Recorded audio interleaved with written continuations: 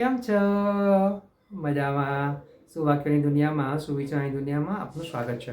મારા મિત્રો, એવું કહેવાય છે કે જે વ્યક્તિ પોતાને મેનેજ કરી શકે છે, પોતાને સંચાલિત કરી શકે છે, તે જ વ્યક્તિ ખરેખર મેનેજમેન્ટને, સંચાલનને લાયક હોય છે. આવી જ કોઈ વાતને સુવિચાર તરીકે મેં લખ્યો છે.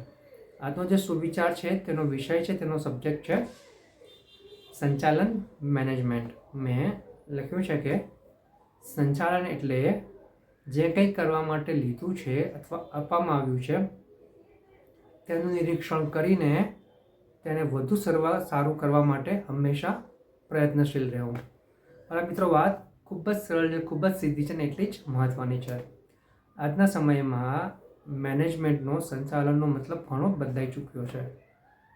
આજના સમયમાં જે મેનેજમેન્ટ ટીમ હોય છે, જે સંચાલન કરવાવાળી ટીમ હોય છે, એવું લાગે છે કે તે જાણે ખાલી ઓર્ડર કરવા જ બેઠી હોય છે.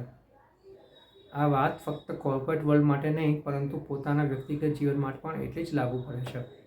અહીંયા મેનેજમેન્ટ ટીમ એટલે આપણી સાથે રહેલા આપણા ફેમિલી મેમ્બર હોઈ શકે, આપણા પડોશી હોઈ શકે, કે આપણી સોસાયટીના લોકો પણ હોઈ શકે. એટલે અહીંયા જે કમ્પેરિઝન છે, જે વાત છે, તે આખા મેનેજમેન્ટની છે. ફક્ત કોર્પોરેટ મેનેજમેન્ટની નહીં, પણ વ્યક્તિગત સંચાલનની પણ છે. એટલે જે વ્યક્તિ જે કંઈ કરવા માટે નિર્ધાર કરે છે તેનું પાછું જાતે પોતે જ નિરીક્ષણ કરે છે અને પછી તેને જરૂર લાગે તો તેની પર સુધારો કરીને તે જ કામને વધારે સારું કરવા માટે પ્રયત્ન કરે, તત્પર રહે, તો તે જ વ્યક્તિ ખરેખર સાચો મેનેજર કહી શકાય છે, સારું સંચાલન કરનારો કહી શકાય છે. અને આવા વ્યક્તિની મેનેજમેન્ટ ટીમમાં ખૂબ વધારે જરૂર હોય છે. આવા વ્યક્તિઓ જ કંઈક કરીને બતાવી શકે છે.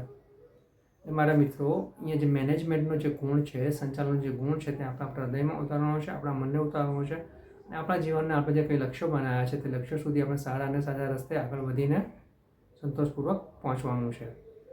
મેનેજમેન્ટ, સંચાલન આપણને તે રસ્તામાં લઈ જવામાં મદદ કરી શકે છે. Thank you.